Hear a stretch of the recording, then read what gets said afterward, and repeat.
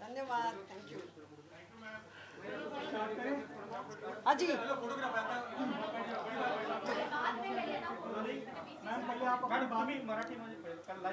सर्वप्रथम तर अर्थातच कोविडच्या काळामध्ये तुम्ही एवढ्या मोठ्या संख्येने आलात त्याच्याकरता धन्यवाद।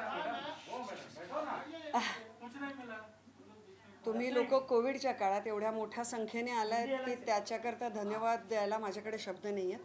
मला कळत नाही आहे की रूम छोटी आहे का तुमचा नंबर जास्त आहे, पण खूप खूप धन्यवाद। खरंच शब्द नाही आहेत माझ्याकडे।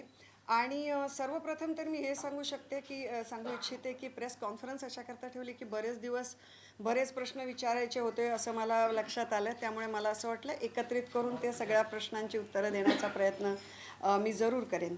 जेव्हा मी चित्रपटसृष्टीमध्ये 29-30 वर्षापूर्वी माझी कारकीर्द सुरू केली तेव्हा अत्यंत साध्यासुध्या मराठमोळ्या घरातनं आलेली मुलगी होते मी, अजूनही आहे। आणि म्हणजे माझ्या आईला मेकअप बिकअपचं काहीही कल्पना नव्हती, आजही नाही आहे। पण एकच परमेश्वराच्या आशीर्वादानंतर एकच गोष्ट माझ्याबरोबर होती, ती म्हणजे लोकांचा साथ। आणि मी नेहमी तेव्हाही म्हणायची की तेव्हा खूप मोठे मोठे माझ्याबरोबर आर्टिस्ट होते, पण मी नेहमी सांगायची की मी मीडिया मेड स्टार नाही आहे, मी पीपल मेड स्टार आहे। आज मी माझ्या राजकीय वाटचालीची एक पाऊल जिथे उचलते तिथे मला एवढंच सांगायचं आहे तुम्हा सर्वांना आणि महाराष्ट्राच्या जनतेला की ही एक अजून अवघड वाटचाल आहे आणि त्याच्याकरता त्यांचा पाठिंबा मला खूप गरजेचा आहे। कारण मी ज्याप्रमाणे चित्रपटसृष्टीमध्ये पीपल मेड स्टार झाले, लोकांनी बनवलेली मोठी स्टार, त्यानुसार मी माझ्या राजकीय आणि उर्वरित आयुष्यामध्ये लोकांनी बनवलेली लीडर होणं पसंत करेन।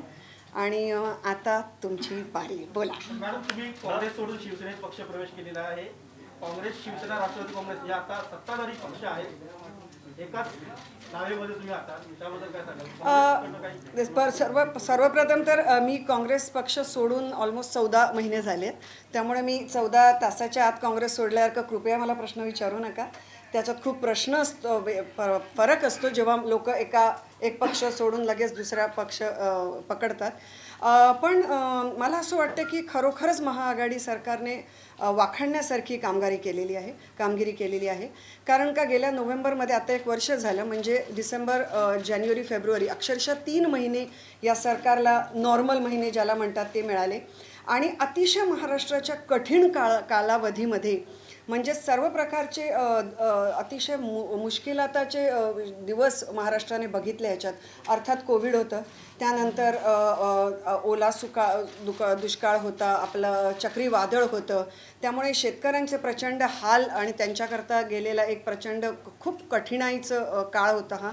त्यामुळे सर्व प्रकारच्या दुर्दम्य अशा समस्यातनं जात होतं महाराष्ट्र प्रदेश, आणि त्यामुळे सरकारसुद्धा, आणि ह्या सगळ्यामध्ये त्यांनी एक वाखाणण्यासारखी कामगिरी केली आहे, ह्याच्यात प्रश्नच नाही।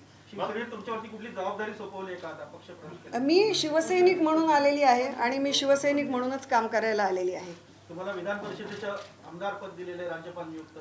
मला दिलेलं नाही आहे हो, असं देणार ते कधी देतील तेव्हा देतील, आता सांगा तुम्ही। पण मला माझं नाव जरूर सजेस्ट केलं गेलेलं आहे आणि मला तुम्हाला नम्रपणे हेही सांगायला आवडेल की मी माझ्यावरती आत्ताच्या आत्ता पक्ष जॉईन करण्याची कुठल्याही प्रकारची सक्ती किंवा काही प्रकारची गोड सक्तीही नव्हती।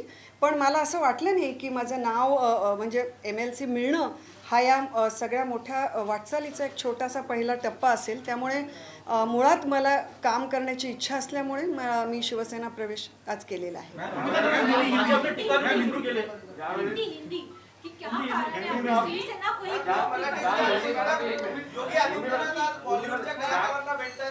नाही, आज आपण जास्त करून माझ्यावरती बोलू, त्याच्यानंतर पुढच्या वाटचालींवरती बोलायला मीही इथेच आणि तुम्ही इथेच आहात। नाही, मला असं वाटतं की 2 व्यक्तींचे जे प्रवास असतात ते, कारण त्या 2 व्यक्ती एका काय म्हणतात ते एका पक्ष सोडून दुसऱ्या पक्षात येतात, म्हणून त्यांचे प्रवास त्यांना एकत्र जोखणं चुकीचं ठरेल।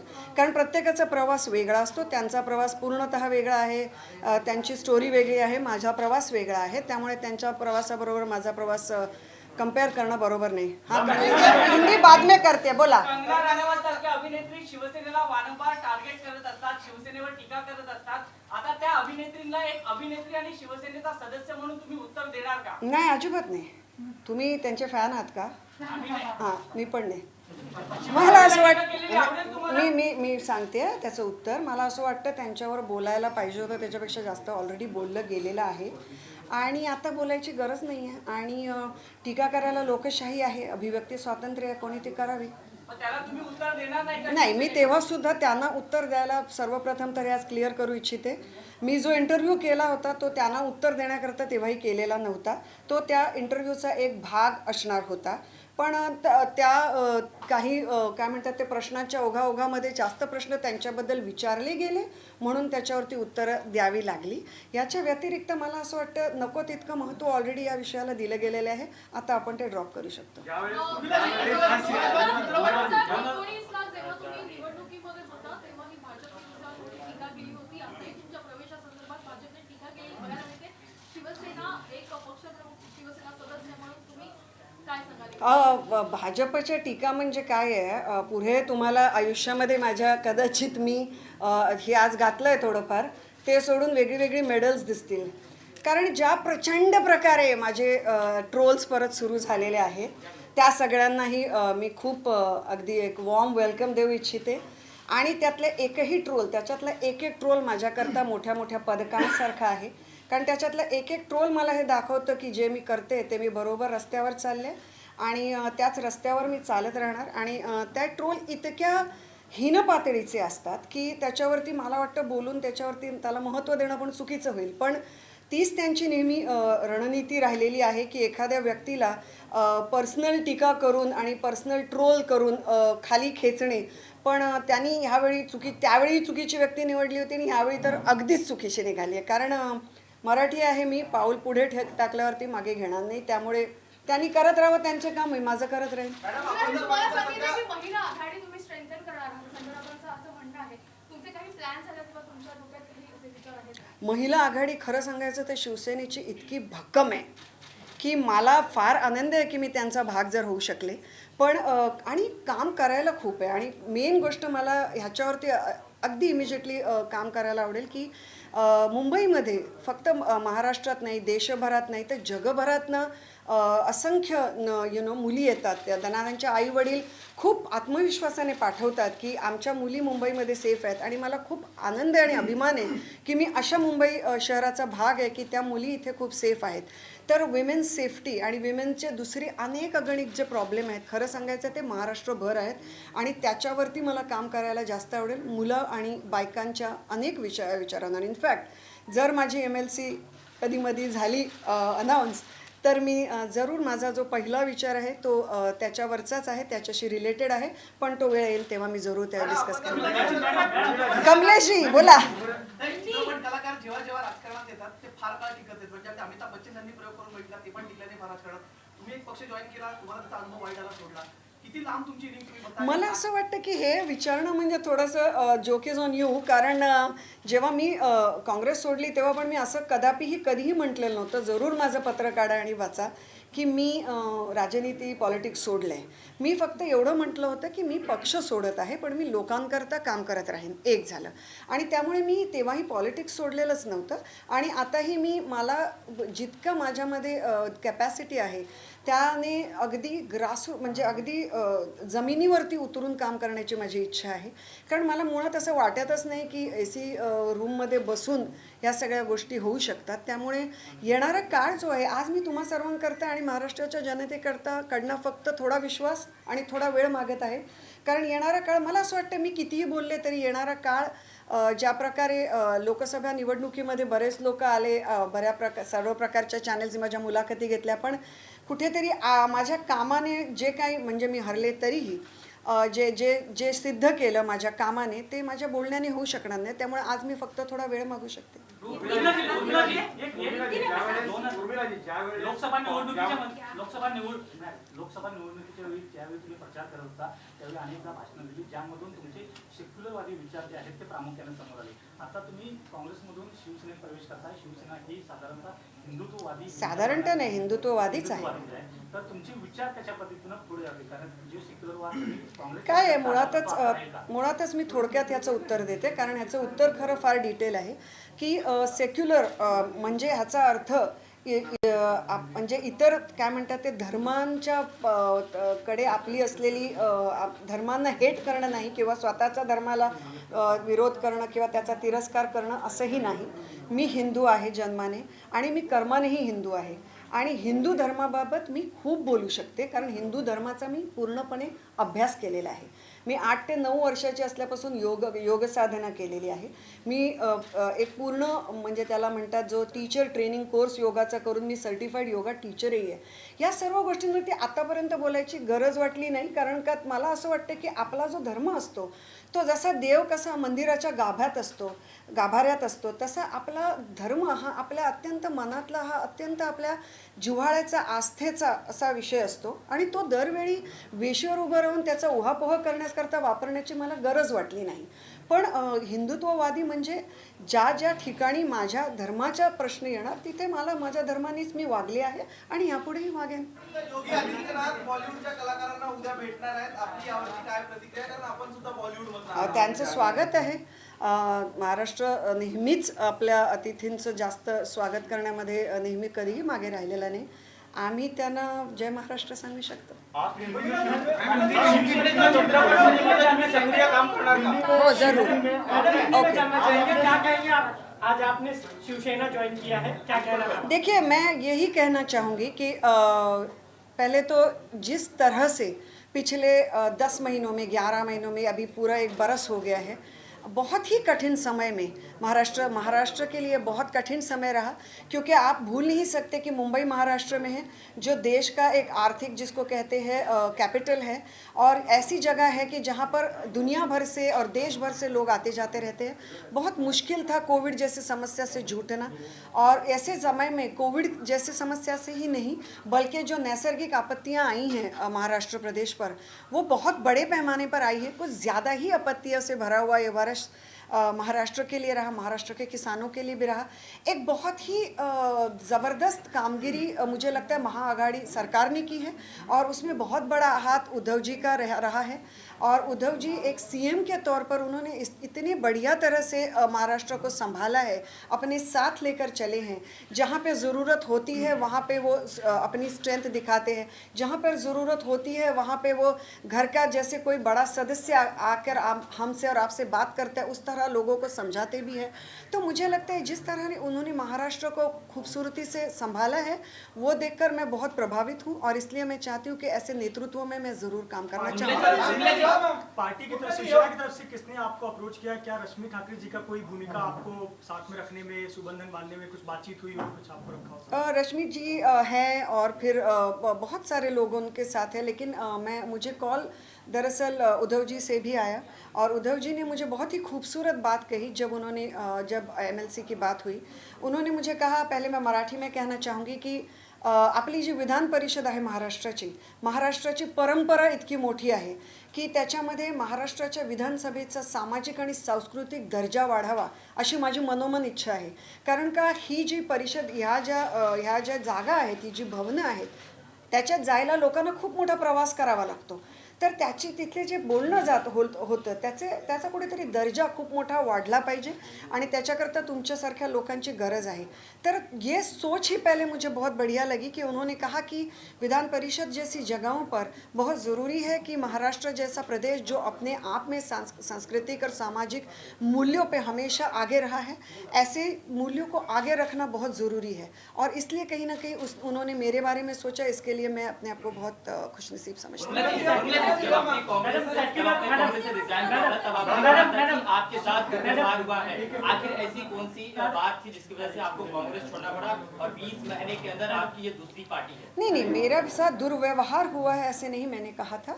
मैंने ये कहा था कि कांग्रेस में जब मैंने कैंपेन किया था तो जिस तरह की कुछ चीज़ें होनी चाहिए थी वो उस तरह से हुई नहीं. इस तरह से आज भी मुझे कांग्रेस की तरफ कोई भी अलगाव या कोई भी मुश्किल या कोई भी ये नहीं है. और यहाँ पर लोग क्या करते हैं, पार्टी में रहकर भी पार्टी की बुराइयाँ करते हैं और बल्कि ज़्यादा बुराइयाँ करते हैं पार्टी में रहकर। विधानसभा के चुनाव आने वाले थे तो भले ही मेरे ऊपर बहुत उस वक्त लांछन लगे, लेकिन मैंने पार्टी के ऊपर मैंने किसी भी तरह का कोई इंटरव्यू इसलिए नहीं दिया क्योंकि मैं पार्टी के बारे में कोई भी नेगेटिव चीज़ें ना बोलना चाहती थी ना फैलाना चाहती हूँ। आज भी मुझे सोनिया जी और राहुल जी के बारे में रिस्पेक्ट है और महाराष्ट्र प्रदेश में कहूँ तो बाला साहेब थोरात जी जैसे बहुत ही एबल हमको उनको वहाँ पे जो महाराष्ट्र प्रदेश में मराठी और हिंदी में कसरत थोड़ी मुश्किल हो जाती है, बहुत बेहतरीन लीडर है अपने आप में। सो अभी मुझे नहीं लगता ये सारी चीज़ें मायने रखती हैं क्योंकि एक बरस से ज़्यादा वक्त जब इंसान उस पर गुजारता है तो मतलब मुझे लगता है कि अपने आप में कोई वजह रही होंगी। आपकी निजी विचारधारा एक समाजवादी या एक सेकुलर सोच रही है, पिछले चुनाव में आपके भाषण में हमने सुना, लेकिन बात जब शिवसेना की आती है तो एक हिंदुत्ववादी पार्टी की एक छवि है शिवसेना की, आप इस पार्टी में कैसे एडजस्ट करेंगे? मुझे ऐसे लगता है कि आप छवि जो भी हो और आप बातें जो भी करें, अंत में बेहतरी इसी में होती है जिसमें लोगों का भला होता है।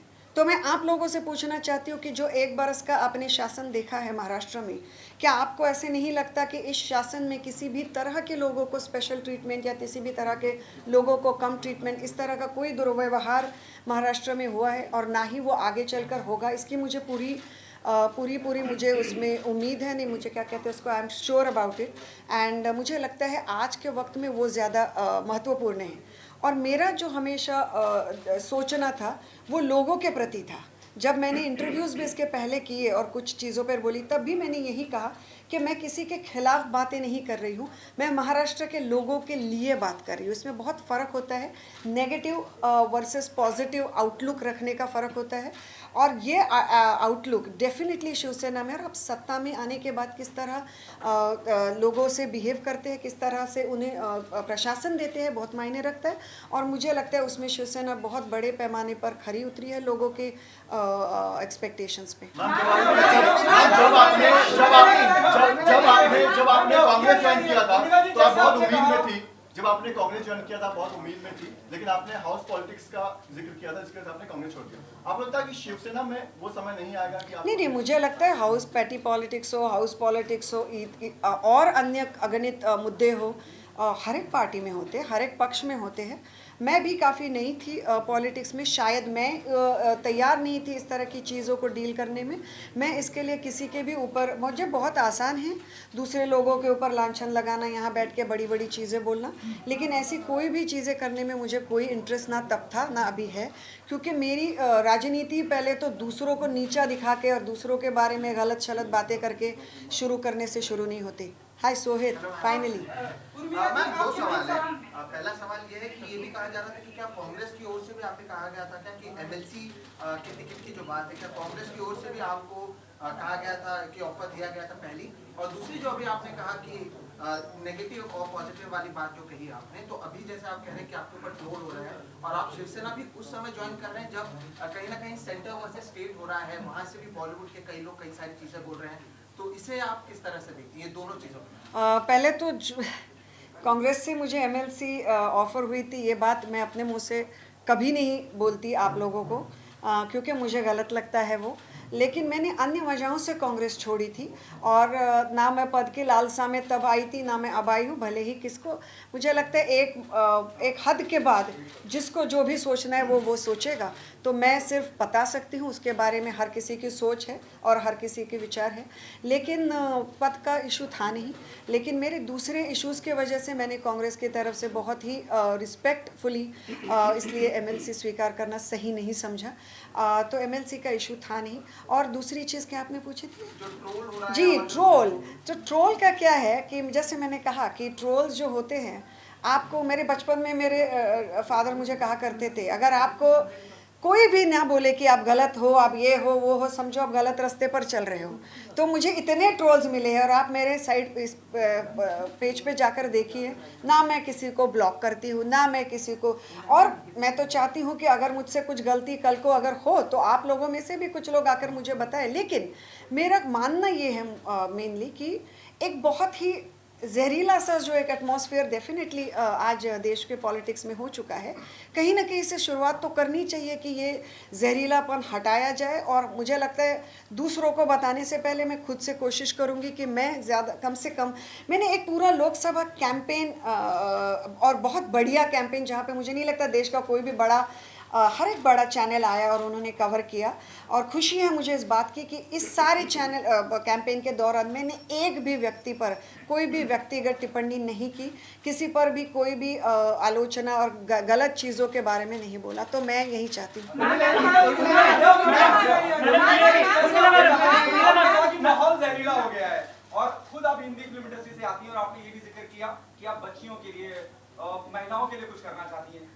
इन महीनों में वो सुशांत सिंह राजपूत जिस तरह उनकी आत्महत्या हुई और उसके बाद जो माहौल इंडस्ट्री में बना और ड्रग्स को लेकर जो अभी फिलहाल चल रहा है, गिरफ्तारियां हो रही हैं, आप बॉलीवुड इमेज जिस तरह से बनी है इस पूरे माहौल में, इस पूरे दौर में, इस पूरे पीरियड में, उसके लिए क्या कार्रवाई करना चाहिए और क्या आपकी तैयारी रहेगी, because you belong to the industry में? I think first of all definitely Bollywood people also need to do something for themselves.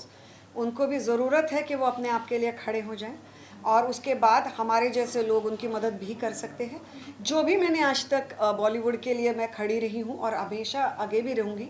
मुझे पहले भी पूछा गया था कि ये लोग क्यों नहीं बात करते, क्योंकि उनकी वो बहुत वल्नरेबल पोजीशन में होते हैं। ये समझते हुए भी मुझे ऐसे लगता है कि बहुत बड़े पैमाने पर बॉलीवुड को गलत लाइट में दिखाने की कोशिश की गई। बहुत बेइंतहा कड़ी मेहनत का काम होता है और बहुत ज़्यादा करोड़ों पैसे लगे होते हैं और वो मेहनत वाले लोग होते हैं। और बॉलीवुड लोग मतलब 4-5 स्टार्स नहीं होते जिन्हें शायद आप पसंद करें ना करें। आज बहुत सारे लोग हैं जिनको मैं पसंद नहीं करती, लेकिन अगर उनकी फिल्में बैन करो, अगर ये ट्रेंडिंग हो रहा है तो वो गलत है और वो मैं गलत बोलकर ही रहूँगी।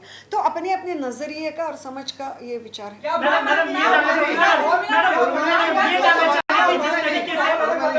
मैडम जिस तरीके से मैडम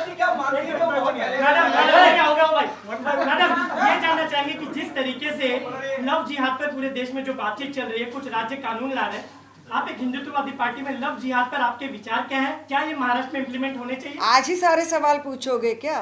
कुछ तो आगे के लिए रखो। Ma'am, on the same question, Yogi Adityanath is coming and he'll be meeting Bollywood personalities. And Bollywood is a place for interfaith marriages. Yours is one of the examples. He has been very vocal about love jihad. How do you see all of this? And do you think he's also said that Bollywood needs to be moved to Uttar Pradesh? He wants to make a big film industry there. How do you see both these topics? I have full faith and trust in all my lovely colleagues of the press that you should go and ask him all these questions. Don't you think so? Thank you. Ma'am UP में जो मी आताच सांगितलं की Urmila ji UP में एक last देती हूँ।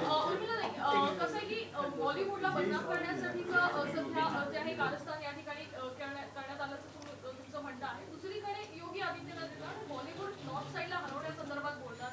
एकूणच काय म्हणणं आहे, कारण ज्या बॉलिवूडला बदनाम जे करण्यात आलेलं आहे आणि नाही, मी तेच म्हणते की मला असं वाटतं हे सर्व प्रश्न लोकशाहीचा चौथा स्तंभ आणि जनरली माझ्या मते सगळा समाज आणि सगळा देश चालवणारा जो आपला मीडिया आहे त्यांनी रिस्पेक्टेड CMना विचारायला पाहिजे ते प्रश्न आणि त्यांनी खरं तर त्यांच्या चॅनलवरती हे प्रश्न उपस्थित केले पाहिजेत आणि लोकांना विचारलं पाहिजे। आणि मला पूर्ण विश्वास आहे महाराष्ट्राच्या जनतेमध्ये की ते सगळं बघतायत, कारण महाराष्ट्राची जनता ही अक्कल गहाण ठेवून ठेवणाऱ्या लोकातली नाही आहे। त्यांना माहिती आहे काय असतं पॉलिटिक्स आणि त्यामुळे मला असं वाटतं तेच सगळे उत्तरं देतील आणि त्याच्या व्यतिरिक्त काम मला वाटतं तुमच्या खांद्यांवरती आहे की त्यांना हे प्रश्न जरूर विचारा। दो सवाल है। पहला सवाल ये है, मैं आपको पहले क्लियर करूं, मैं कंगना रनौत का फैन नहीं हूं। जिस तरह से कंगना रनौत ने पूरा ट्रोल किया, शिवसेना को काफी कुछ कहा, सोशल मीडिया पे कुछ कहा, आप उनके बारे में क्या कहना चाहेंगे? फिर मैं दूसरा सवाल पूछूंगा। पहले मैं उनके बारे में कुछ नहीं कहना चाहती। आगे किसानों के सवाल है कि जब मैम आप कैंपेन कर रही थी तो बीजेपी शिवसेना एक साथ थी, लोगों ने उन्हें एक पार्टी मानकर वोट दिया। अभी सिनेरियो पूरा चेंज है, अभी 3 पार्टियां हैं। तो बीजेपी के साथ शिवसेना अच्छी थी कि अभी के साथ जो शिवसेना काम कर रही है वो अच्छी है? आप किसके साथ रहना चाहेंगे? देखिए, मैं मुंबई की, मैंने जैसे कैंपेन में भी रखा था मुंबई की मुलगी, मैं बम्बई में पली बड़ी हूँ, तो मेरे लिए तो हमेशा ही शिवसेना अच्छी थी, क्योंकि बाला साहब ठाकरे जी का जो हर एक मराठी मानुस के मन में स्थान है उसे आप हिला नहीं सकते। आज भी जब मैंने शिवसेना में प्रवेश किया तो मेरे अंदर से बात निकली और मैंने जाके उनके फ़ोटो के सामने नमन किया। इसकी वजह ये है कि एक ऐसा व्यक्तित्व जो वहाँ बैठकर पूरा महाराष्ट्र, जब वो चले गए तब महाराष्ट्र में 2-3 दिन पर एक तरह की बहुत उदासी, बहुत कम लोग ज़िंदगी में ये स्थान पा सकते हैं। लेकिन मुझे ऐसे लगता है कि इन सारी चीज़ों से बात ना करते हुए मैं ये बात ज़रूर करना चाहूँगी कि जिस तरह का शासन 1 बरस में शिवसेना ने किया है वो बेहतरीन है, और मुझे लगता है इसी तरह उनका आगे बढ़ने का और महाराष्ट्र को आगे लेकर जाने का जो प्रयास है उनमें मैं उसमें साथ रहना चाहूँगी। पहले आप एक सेक्युलर पार्टी से थी, अब आप एक सेक्युलर हिंदुत्व पार्टी से हैं। आपकी विचारधारा क्या है? आप सेक्युलर हैं या कट्टर हिंदुत्व? देखिए सेक्युलर कट्टर हिंदुत्व एक जगह के बाद सिर्फ वर्ड्स बन के रह जाते हैं, क्योंकि सेक्युलर होने का मतलब ये नहीं होता कि अपने ही धर्म से नफरत करना या दूसरों के धर्म से नफरत करना ना। हिंदुत्व का मतलब ये होता है कि सिर्फ अपने ही धर्म को आगे लेके, हिंदू धर्म में ही ये कहा गया है कि जो सबसे ज़्यादा सहिष्णु और सर्वसमावेशक जिसे कहते हैं, ऐसा धर्म मेरा धर्म है, हिंदू धर्म है। ये सही है, ये सच्चाई है। अगर मैं आज कहती हूँ वसुधैव कुटुंबकम, तो ये कल्पना मैंने क्रिएट की हुई नहीं है। ये जब से हिंदू धर्म है, जब से यहाँ ये जो भारत देश है, इसमें सिर्फ धर्म नहीं, इसमें बहुत बड़ा आध्यात्मिक एक हमारा बैकग्राउंड रह चुका है। तो हम वहाँ सब से आए हुए हैं। सो ये सारी चीज़ें हमेशा से थी और है, और ये सारी चीज़ें मैंने मेरे लोकसभा के चुनाव के दौरान भी कही थी। लेकिन उस वक्त भी बड़े ही होशियारी से मेरे ही शब्दों को मोड़ तोड़ कर गलत तरीके से पेश किया गया, तो वो भी एक उनका दाव था, आज भी एक उनका दाव होगा। लेकिन मैं ये ज़रूर कहना चाहूँगी, when it comes to serving people and helping them, there is, उस वक्त भी मुझे पूछा जाता था कि आप मुंबई के हो तो पहले मुंबई कर, या पहले ये नहीं होता। लोग होते हैं और वो पहले सबसे पहले भारतीय होते हैं, और भारतीय लोगों को और महाराष्ट्र में महाराष्ट्र के रहने वाले महाराष्ट्र के लोगों को मदद करना महाराष्ट्र शासन का पहला धर्म नोएडा में जो प्रपोज फिल्म सिटी बन रहा है उसको लेकर कहा जा रहा है कि बॉलीवुड को शिफ्ट करने की साजिश है, तो उस पर आपको क्या लगता है, क्या बॉलीवुड शिफ्ट हो सकता है? मैडम एक सवाल इससे कनेक्टेड है कि अक्षय कुमार आज मिलने वाले हैं योगी से, क्या कहना है? किसानों का आंदोलन चल रहा है, अक्षय कुमार मिलने वाले हैं। I am sure Akshay Kumar ji के घर में उनको खाना बहुत बेहतरीन मिलेगा।